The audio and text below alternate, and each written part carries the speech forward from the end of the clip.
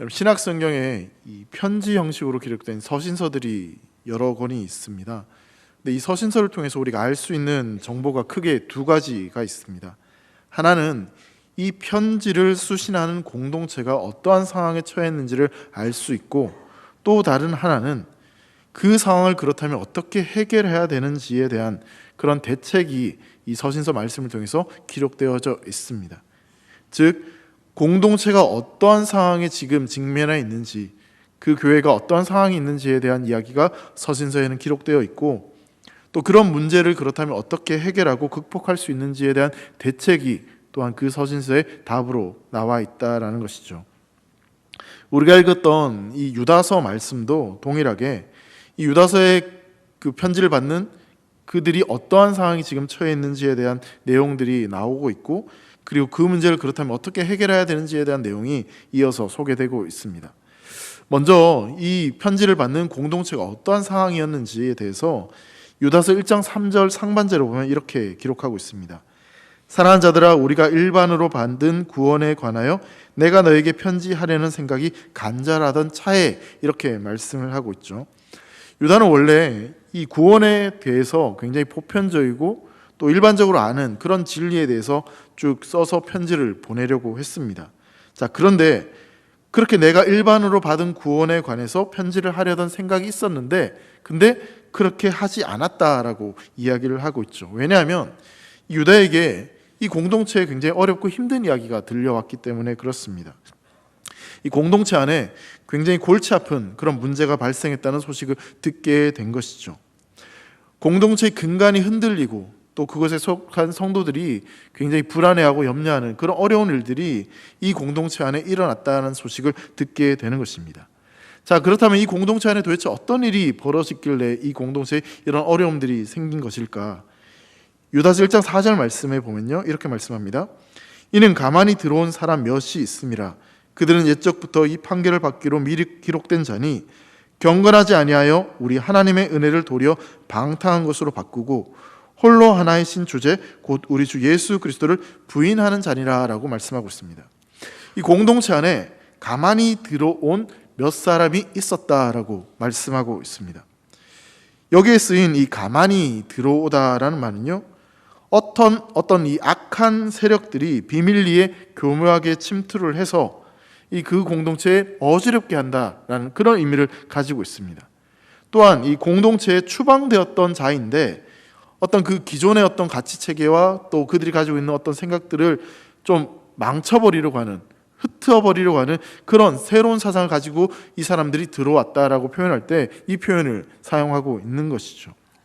즉, 유다가 지금 이 표현을 통해서 말하고 싶은 것은 그리스도의 몸된 믿음의 공동체에 침투한 자들이 있는데, 근데 그들은 기존의 질서를 무너뜨리려고 하고 있고, 그들로 인해서 성도들이 그 믿음이 흔들리고 교회 공동체의 근간이 흔들리는 그런 어려운 상황들이 처해졌다라는 것을 이야기하고 있는 것입니다. 자, 가만히 들어온 그들이 그렇다면 이렇게 교회의 근간을 흔들리고 또 교회를 어렵게 하는 그런 어떤 일들을 했는지에 대해서 그 뒤에 말씀들이 기록을 하고 있습니다. 크게 세 가지 정도로 살펴볼 수 있는데요. 가장 먼저는 그들은 진리를 변질시켰습니다. 아까 읽었던 1장 4절 하반절에 보면 경건하지 아니하여 우리 하나님의 은혜를 도리어 방탕한 것으로 바꾸고 홀로 하나의 신주제 곧 우리 주 예수 그리스도를 부인하는 자다, 이렇게 표현을 하고 있죠. 여러분, 가만히 들어온 사람의 특징에 대해서 경건하지 않았다라고 그렇게 표현을 하고 있습니다. 그러면서 이 진리를 방탕한 것이라고 깎아내리고 그리고 예수 그리스도를 부인했다라고 그렇게 표현을 하고 있습니다. 진리를 변질시키는 이들의 말과 이러한 행동으로 인해서 이 믿음의 공동체가 흔들리게 되었고 큰 어려움에 처하게 되었다라는 것을 이야기하고 있는 거죠. 자, 그리고 또한 이들이 들어와서 어떤 일을 저질렀냐면 이들은 이 진리를 비방하는 일을 했습니다. 유다서 1장 8절 말씀 보면요, 꿈꾸는 이 사람들도 그와 같이 육체를 더럽히며 권위를 업신여기며 영광을 비방하는도다라고 말씀하고 있어요. 여러분, 공동체에 가만히 들어온 사람의 두 번째 특징이 뭐냐면 이들은 꿈꾸는 사람들이다라고 이렇게 표현을 하고 있어요.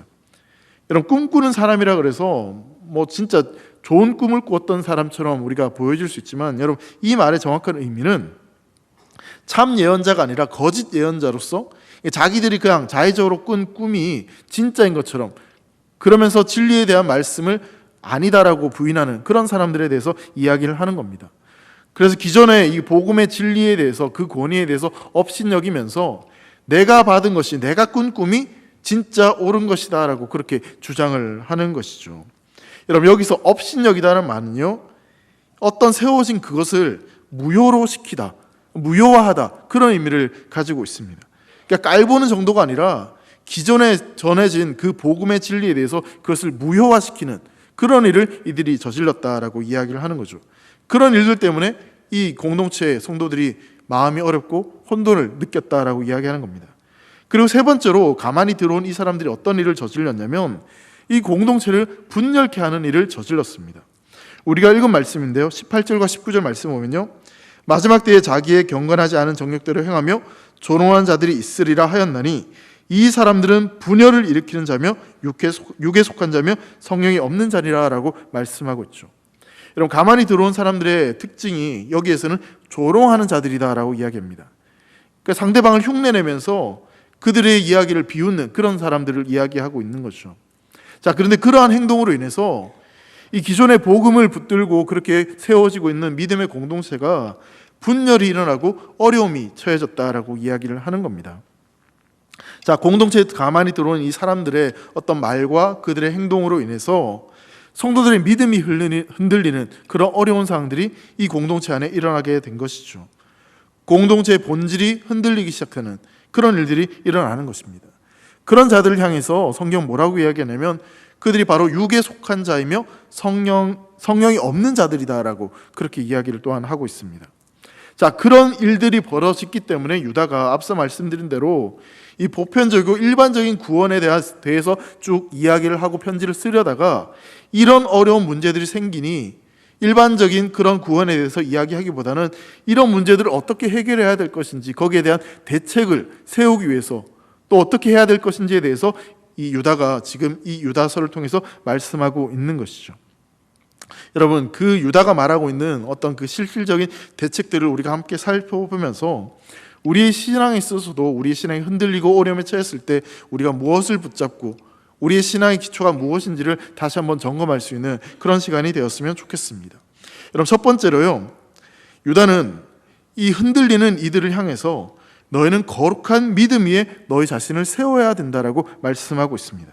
여러분, 20절 말씀인데요, 저만 계속 읽으니까 저만 정신이 똑바로 차려지는 것 같으니까 같이 읽겠습니다. 20절 크게 시작. 사랑하는 자들아, 너희는 너희의 지극히 거룩한 믿음 위에 자신을 세우며 성령으로 기도하며. 여러분, 성도들에게 예수 그리스도를 믿는 믿음 위에 자신을 세우라라고 말씀하고 있습니다. 여러분, 누구를 믿는 믿음이라고요? 예수 그리스도를 믿는 그 믿음 위에 너희를 세우라라고 말씀하고 있는 거죠. 다른 말로 표현하자면 우리 그리스도인들 성도들은 이 성도들의 삶의 근간 토대가 바로 예수 그리스도를 믿는 믿음이다라고 말하고 있는 것입니다.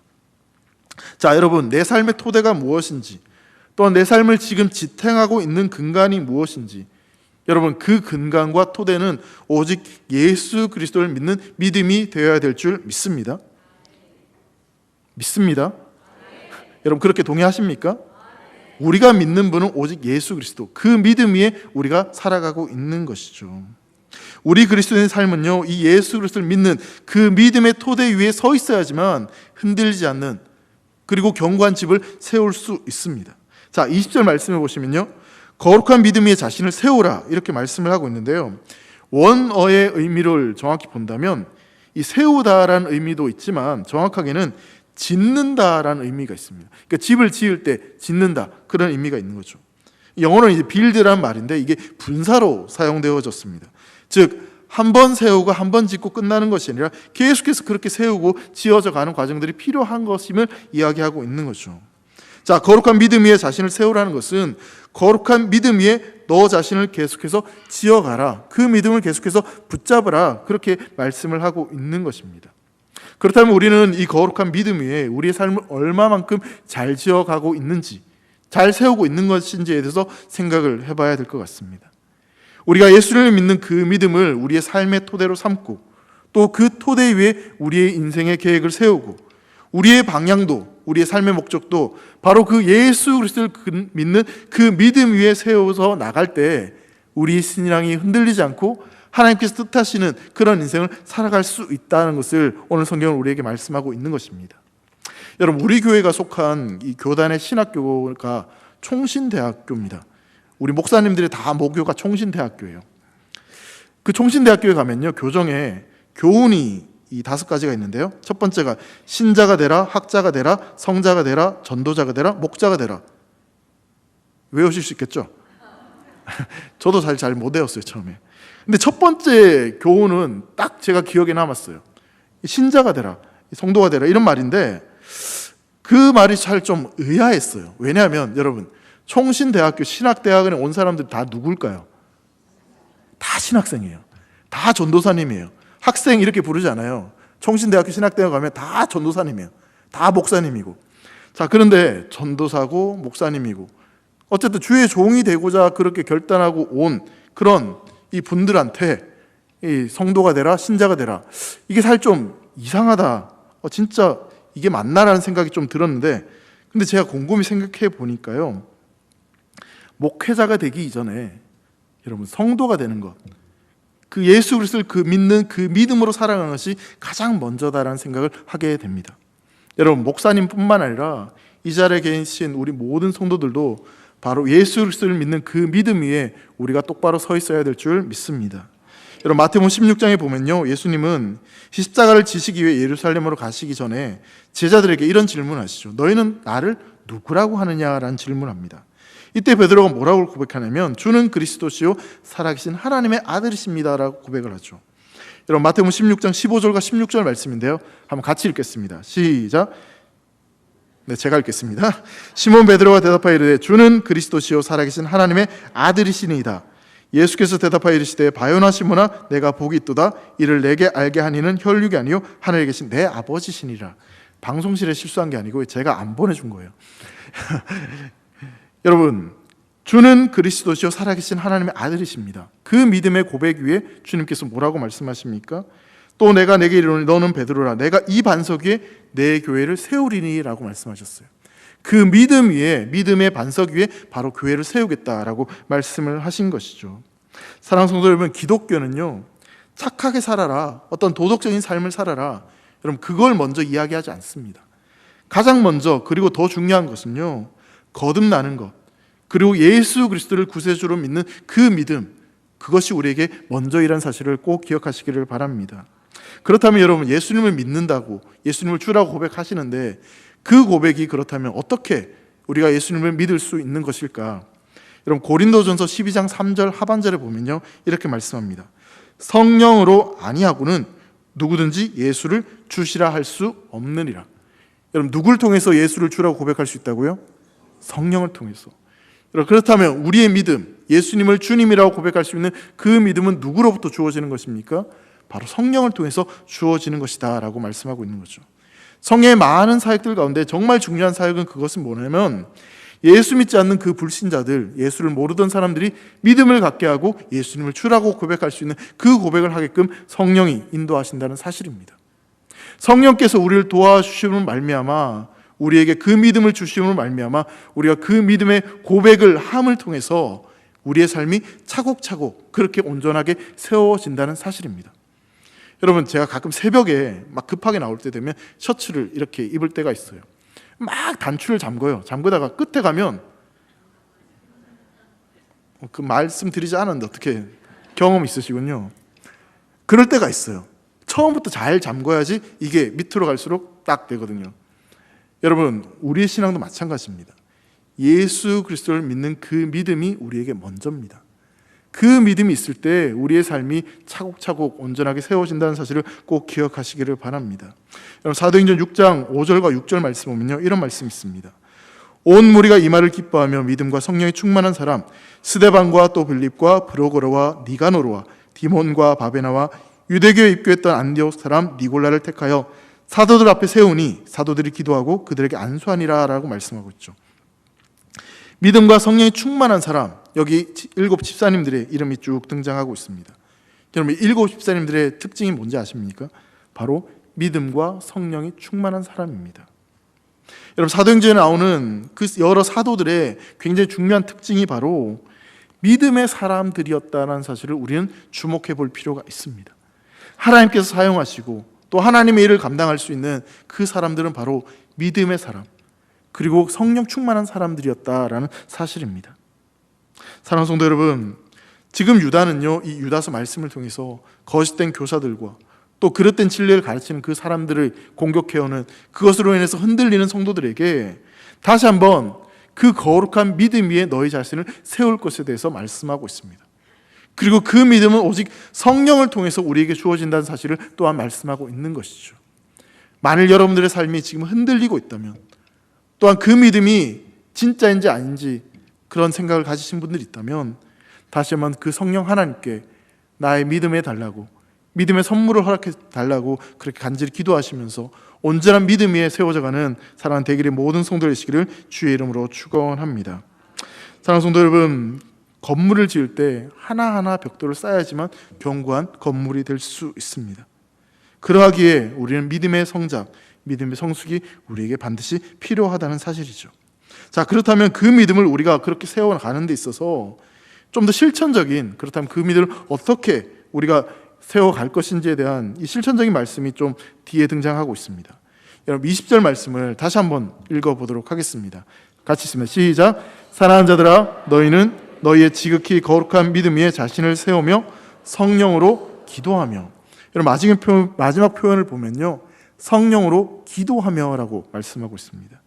여러분, 이 원어로 본다면요, 이 말은요, 성령 안에서 기도하라, 이런 말을 하고 있는 거죠. 에베소 6장 18절 말씀에도 보면요, 성령 안에서 기도하라 이렇게 말씀하고 있어요. 모든 기도와 간구를 하되 항상 성령 안에서 기도하고 이를 위하여 깨어 구하기를 항상 힘쓰며 여러 성도를 위하여 구하라 라고 말씀하고 있죠. 성령 안에서 기도할 것에 대해서 우리에게 말씀하고 있습니다. 자, 그렇다면 성령 안에서 기도하는 것이 도대체 어떤 의미가 있는 것일까? 로마서 8장 16절 말씀 보면요, 이런 말씀이 있습니다. 성령이 친히 우리의 영과 더불어 우리가 하나님의 자녀인 것을 증언하시나니라고 말씀하고 있어요. 성령께서 우리 안에 역사하시는 것은 우리에게 믿음을 주시고, 그리고 때론 우리의 신앙이 흔들릴 때, 또한 어려움에 처해 있을 때, 그때 우리 마음속에 너는 하나님의 자녀야, 너는 사랑받는 하나님의 자녀야, 너는 존귀한 하나님의 백성이야, 그런 마음을 주심을 통해서 우리 안의 정체성을 흔들지 않도록 굳건하게 붙잡아 주신다는 사실입니다. 그래서 그런 정체성의 확신과 굳건하게 붙들어 주심으로 말미암아 우리가 정말 낭만 가운데, 너무나 어려운 가운데 기도의 자리에 나왔는데, 정말 한숨밖에 나오지 않았는데, 근데 그때 기도하고 예배 자리에 나와서 말씀을 들을 때 정말 세상이 줄 수 없는 평안과 기쁨과 소망을 경험하게 되는 그 순간, 그것이 바로 성령께서 우리에게 주시는 은혜라는 사실을 여러분 꼭 믿으시기 바랍니다. 도무지 내가 기도할 수 없었고 도무지 마음이 답답했는데, 근데 기도의 자리에 나와서 정말 이게 기도라고 말할 수 없는 그런 한숨밖에 쉬지 않았음에도 불구하고 내 마음에 평안이 주어졌다면, 여러분, 그것은요, 다른 분이 다른 그 어떤 것을 통해서 주어진 것이 아니라 성령이 여러분들을 사랑하셔서 주시는 평안과 기쁨이라는 사실을 꼭 기억하시고 그것을 경험할 수 있기를 주의 이름으로 축원합니다. 또한 성령으로 하는 기도는요, 성령의 도움을 받는 기도입니다. 성령이 우리와 더불어 증거하시는 것뿐만 아니라 우리에게 기도를 가르쳐 주신다는 거죠. 로마서 8장 26절 말씀입니다. 한번 같이 읽어볼까요? 시작. 이와 같이 성령도 우리의 연약함을 도우시나니 우리는 마땅히 기도할 바를 알지 못하나 오직 성령이 말할 수 없는 탄식으로 우리를 위하여 친히 간구하시느니라. 여러분, 기도라는 것은요, 우리 교회 다니는 성도들만 하는 건 아니죠. 다른 종교를 믿는 사람들도 그들 나름대로의 기도하는 모습들이 있습니다. 자신이 원하는 어떤 소원을 이루기 위해서 이 불상 앞에 엎드려서 그렇게 천지신명 막 빌고, 아침에 일찍 일어나서 정화수 떠놓고 빌고, 그리고 부족 쓰고, 뭐 이런 것도 어떻게 보면 일종의 그들이 기도하는 행위다, 종교 행위다라고 볼 수 있겠죠. 물에 빠지는 사람이 허우적거리면서 누구라도 좋으니, 예수님이든 부처님이든 알라시니 누구라도 좋으니 제발 나를 좀 도와달라, 그렇게 하는 것도 기도의 모습이다라고 볼 수도 있을 것 같아요. 근데 여러분, 성령으로 기도한다는 것은 단순히 그런 기도를 말하는 것이 아니겠죠. 성령이 우리를 위해서 기도한다, 성령이 도우시는 기도라는 것은 여러분 일반적으로 어떤 필요를 구하는 그런 기도의 차원이 아니라, 나를 도와주셔서 그런 차원의 기도가 아니라, 정말 내 마음속에 내가 알 수 없는 그 신비한 그런 하나님의 은혜로 말미암아 정말 내가 고백할 수 없는 것들을 고백함을 통해서 하나님의 뜻을 구하는 그런 기도가 바로 성령이 도와주시는 기도다라고 그렇게 말할 수 있는 것입니다. 왜냐하면 성령만이 하나님의 깊은 것까지 통달하시고 하나님의 뜻을 아실 수 있는 분이기 때문에, 그 성령이 우리를 도와주실 때 우리의 기도가 중언부언하는 기도가 아니라, 갈짓자로 헤매는 그런 기도가 아니라, 정말 하나님이 원하시는 하나님의 뜻에 합당한 기도를 할 수 있다라는 사실입니다. 여러분, 그런 경험 해보신 적 없으십니까?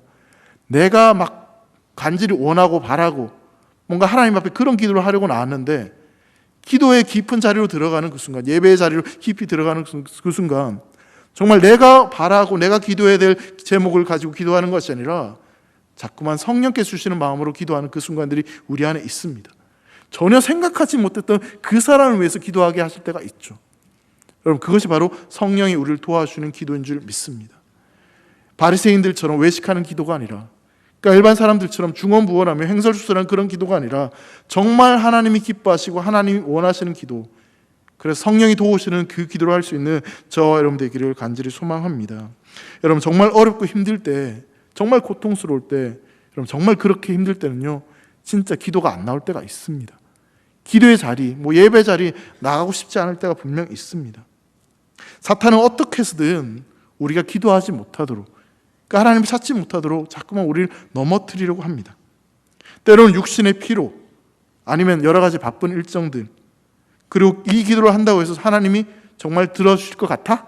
안 들어주셔. 하지마. 그렇게 마음에 의심을 주는 그런 경우들이 우리 안에 있을 수 있다는 거죠. 여러분, 그렇게 기도가 잘 안 될 때, 여러분 그때 더 기도하셔야 됩니다. 그리고 그 순간은요, 내가 하고 싶은 기도를 먼저 하는 게 아니라 이렇게 기도하셨으면 좋겠습니다. 성령이여 나에게 임하여 주시옵소서. 성령님 나에게 찾아와 주셔서 기도의 마음을 갖게 하여 주시옵소서. 성령님 나에게 찾아오셔서 주님의 뜻을 깨닫게 하여 주시옵소서. 여러분, 그렇게 성령님을 구하고 찾게 된다면 분명 우리의 심령 깊은 곳에서 터져 나오는 그런 놀라운 기도의 능력과 축복을 경험하게 될 줄 믿습니다. 여러분, 어려운 인생길이 있다면요, 그때는요 더 기도할 때인 줄 믿습니다. 기도를 통해서 내 인생의 무거운 짐을 다 주님 앞에 내려놓고 오직 성령의 그 도우심을 통해서 이 거친 광야를 헤쳐나가야 되겠다는 그런 결단과 믿음을 가지고 기도하는 자리, 예배 자리로 나아갈 수 있는, 그래서 성령의 도우심을 경험하는 복된 성도들 되시기를 주의 이름으로 축원합니다. 여러분, 21절 말씀 한번 같이 읽겠습니다. 시작. 하나님의 사랑 안에서 자신을 지키며 영생에 이르도록 우리 주 예수 그리스도의 긍휼을 기다리라. 자, 유다는요 이렇게 말씀하고 있습니다. 하나님의 사랑 안에서 자신을 지키라 라고 말씀을 하고 있죠. 자, 거룩한 믿음 위에 우리 자신을 세우라, 그 믿음을 붙잡으라 라고 말씀하고 있고, 그리고 그렇게 하기 위해서 성령을 통해서 기도할 것을 말씀하고 있습니다. 그리고 나서 이어지는 말씀이 하나님의 사랑 안에서 자신을 지켜나가라 라고 말씀을 하고 있죠. 여러분, 지키다는 것은요 어떤 상태가 계속 이어지도록, 그것이 지속되는 것을 이야기하는 것입니다. 지킨다는 것은 어떤 유혹이나 흔들림에도 흔들리지 않고 끌려가지 않고 자신의 그 상태를 유지하는 것에 대해서 지금 이야기를 하고 있는 것이죠. 자, 그런데 이 유다서에 나오는 오늘 우리가 읽었던 21절 말씀과 비슷한 말씀이 이 유다서 1장 1절에도 등장하고 있습니다. 1절 한번 같이 읽겠습니다. 시작. 유다는 부르심을 받은 자 곧 하나님 아버지의 사랑을 얻고 예수 그리스도를 위하여 지키심을 받은 자들에게 편지하노라 라고 말씀. 자, 여기 보시면 지키심을 받은 자들이다 라고 이렇게 표현을 하고 있죠. 여러분, 21절과 1절 말씀 표현이 좀 비슷한데 근데 주체가 다르게 지금 표현되고 있어요. 1절 말씀은 부르심을 받은 자, 하나님 아버지의 사랑을 받은 자, 그리고 지키심을 받은 자라고 이야기하면서 이 하나님이 주체로 그렇게 지금 표현을 하고 있어요.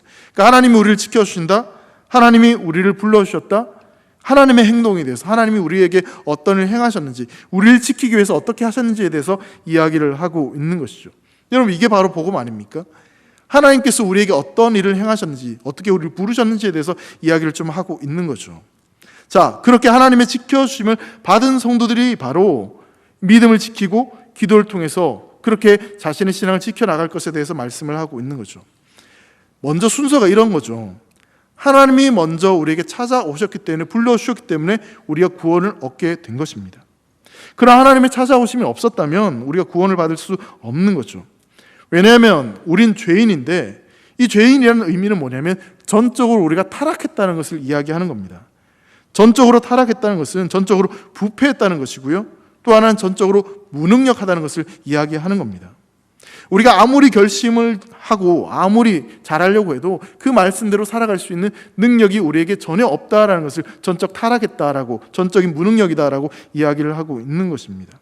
자, 그런데요, 복음은 뭐냐면 내 힘으로 할 수 없는 그것을 하나님이 나를 택하시고 나를 불러주셨기 때문에 하나님이 이루신 그 의로움을 통하여서 우리가 그 주님을 믿고 그분과 함께 살아간다면 예수 그리스도 안에 이루어진 그것이 바로 우리 안에 동일하게 이루어진다라는 것을 말씀하고 있는 것입니다. 우린 그 말씀으로 살아갈 능력도 없고 하나님의 자녀로 살아갈 수 있는 아무런 능력이 없는데, 그 사랑 안에 머물 능력이 전혀 없음에도 불구하고 하나님께서 우리를 택하시고 불러주셨기 때문에 우리가 그 사랑 안에서 우리의 삶을 지켜나갈 수 있게 되었다라고 말씀하고 있는 것이죠. 사랑하는 성도 여러분, 내게 능력 주시는 자 안에서 내가 모든 것을 할 수 있다라고 고백할 수 있는 사람이 누굽니까? 바로 저와 여러분인 줄 믿습니다. 왜 그렇습니까? 하나님이 우리를 택하시고 불러주셨기에, 그분의 능력으로 말미암아, 그분이 우리를 통해 행하신 그 일로 말미암아 우리는 모든 것을 할 수 있는 그런 자들이 되었다는 것이죠. 비천에 처할 줄도 알고 꼬꾸라지는 고통에 들어가도 예수 그리스도 안에 있는 우리는 절대로 이 믿음과 소망과 사랑이 깨어지지 않는 그런 귀한 존재임을 여러분 꼭 믿으시기 바랍니다. 로마서 8장 35절 말씀에 이렇게 말씀하고 있어요. 같이 한번 읽겠습니다. 시작. 누가 우리를 그리스도의 사랑에서 끊으리요? 환난이나 곤고나 핍박이나 기근이나 적신이나 위험이나 칼이나. 여러분, 이 말씀을요, 우리가 지금 처해 있는 그 상황에 놓고 적용해 볼 수도 있을 것 같아요. 경제의 불황이나 나의 건강이나 나의 자녀나 내 인생에 있는 여러 가지 문제들, 어떠한 고통이 있다 하더라도 여러분 딱 하나 변하지 않는 것이 있습니다. 그것이 무엇인지 아십니까? 그리스도의 사랑에서 그 어떤 것도 우리를 끊을 수 없습니다. 그러하기에 여러분, 그 사랑 안으로 여러분들의 삶을 한 걸음 한 걸음 걸어 나아가실 수 있기를 주의 이름으로 축원합니다. 그 사랑이 우리를 지키고 그 사랑 안에 머물 때 우리가 성도로서 바른 삶을 살아갈 수 있다는 사실입니다. 정말 우리의 마음이 기댈 곳이 없어 너무나 힘들고 너무나 고통스러울 때 여러분, 하나님의 사랑 안으로 빨리 나아갈 수 있기를 주의 이름으로 부탁을 드립니다. 세상에서 버림받고 세상에 조롱받고 실패하고 그래서 너무나 마음이 힘들고 고통스럽고 힘들 때 우리의 주인 대신, 우리의 구원자 대신 그 하나님의 사랑에 기대어 살아갈 수 있기를 다시 한번 주의 이름으로 축원합니다. 여러분, 마지막으로요, 성도들이 그렇게 믿음과 또한 사랑과 그런 것들을 붙잡고 기도하며 살아가는 성도들에게 마지막으로 한 가지 더 필요한 것이 있습니다. 그것은 바로 유다서 1장 21절 하반절을 보면요, 영생에 이르도록 우리 주 예수 그리스도의 긍휼을 기다리라라고 말씀하고 있습니다. 여러분, 여기서 영생이란 무엇이겠습니까? 우리가 예수님을 믿을 때 받아들이는 영원한 생명, 영원한 축복인 줄 믿습니다. 요한복음 6장 47절 말씀에 이렇게 말씀하고 있어요. 한번 같이 읽어볼까요? 시작. 진실로 진실로 너에게 이르노니 믿는 자는 영생을 가졌나니. 여러분, 예수님을 믿으십니까? 그러면 우리에게 영생이, 영원한 생명이 주어진 줄 믿으시기 바랍니다. 여러분, 이 말씀을 보세요. 앞으로 너희가 가질 것이다 라고 말씀하지 않습니다. 가질지 안 가질지 나도 모르겠네, 그렇게 말씀하지 않습니다. 가졌나니, 확실히 가졌다라고 분명히 우리에게 말씀하고 있습니다. 예수님을 믿는 그 순간부터, 하나님의 자녀, 하나님의 백성인 된 그 순간부터 우리는 변하지 않는 그 영원한 생명, 영생이 우리에게 주어진 줄 믿습니다. 예수님께서요, 누가복음 18장 29절과 30절에 이렇게 말씀하셨어요. 일시되 내가 진실로 너에게 이르노니 하나님의 나라를 위하여 집이나 아내나 형제나 부모나 자녀를 버린 자는 현세 여러 배를 받고 내세 영생을 받지 못할 자가 없느니라 하시니라 라고 말씀합니다. 예수님이 현세와 내세에 대해서 구분해서 말씀을 하고 계시죠. 이 세상이 전부가 아니다라고 그렇게 말씀을 하고 있어요. 여러분, 너무나 분명한 말씀이지만 이 소망이 없고 예수를 믿지 않는 자들에게는 이 말씀이 그들에게 받아들이지 않는 거죠. 여러분, 유물론자들은 내세를 인정하지 않습니다. 그러니까 인간이 단순히 물질로만 그렇게 이루어진 것이다. 그래서 정신이나 어떤 가치관도 그렇게 어떤 화학작용처럼 그렇게 이루어진다라고 그들은 생각을 합니다. 근데 하나님은요, 우리에게 분명히 말씀하셨어요. 현세만 있는 것이 아니라 내세가 있다. 앞으로 펼쳐질 영원한 나라가 있다. 근데 그 영원한 나라는, 그 영생의 복은 바로 예수 그리스도를 믿는 바로 하나님의 자녀된 너희들에게 주어진 영원한 생명이고 축복이다라고 분명히 말씀하셨습니다. 사랑하는 성도 여러분, 우리에게 주어진 것이 무엇인지를 기억하실 수 있기를 간절히 축원합니다. 지금 너무나 힘들고 너무나 어려워도, 이 현실적인 삶이 너무나 힘들고 어렵다 할지라도 우리에게는요, 하나님이 약속하신 그 나라가 있습니다. 하나님이 회복하신 그 때가 우리에게 있습니다. 하나님께서 역사하시고 우리 인생 가운데 기적과 같은 일을 이루실 바로 그 순간이 우리에게 반드시 주어진다는 사실을 꼭 믿으시기를 주의 이름으로 축원합니다. 우리 사랑하는 대길의 모든 성도들이 그런 영원한 생명을 소유한 자로서 그 천국을 향해 한 걸음 한 걸음 함께 나아갈 수 있기를 간절히 소망합니다.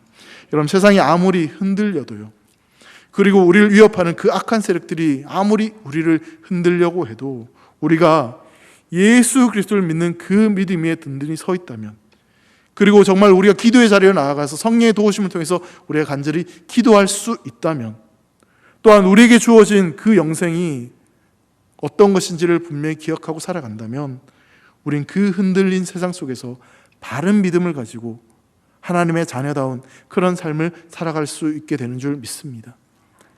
우리 대길의 성도들이 이번 한 주간 동안, 아니 여러분들이 살아간 모든 삶의 여정 속에서 바로 그 믿음과 그 사랑과 그 소망을 붙잡고 살아가는 그런 축복된 성도들이 되시기를 주의 이름으로 축원합니다. 기도하겠습니다.